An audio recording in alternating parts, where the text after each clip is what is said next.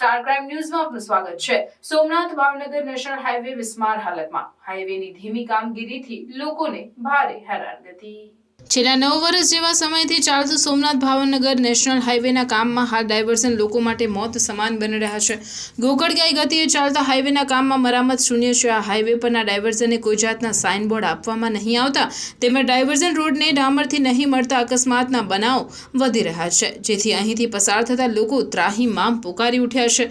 સોમનાથથી ભાવનગર જતા national highway 8E જ્યાં હાલ 4 ટ્રેકનું કામ તો ચાલે છે, પણ અહીં કોન્ટ્રાક્ટરે હાઈવે પર ઠેક ઠેકાણે ડાયવર્ઝનોની હારમાળા સર્જી છે। સાથોસાથ આ ડાયવર્ઝનોના રસ્તામાં ખાડા જોવા મળી રહ્યા છે। હાઈવેના કોન્ટ્રાક્ટર દ્વારા મનસ્વી રીતે કોઈપણ નિયમનું પાલન કર્યા વગર બેફામ નબળી ગુણવત્તાવાળું કામ કરતા હોવાના પણ આક્ષેપો સ્થાનિકો દ્વારા થઈ રહ્યા છે। સોમનાથથી ઉના તરફ જતો હાઈવે અનેક જગ્યા પર એટલી હદે બદતર થયો છે કે વાહન ચાલકો હવે થાકી ગયા છે।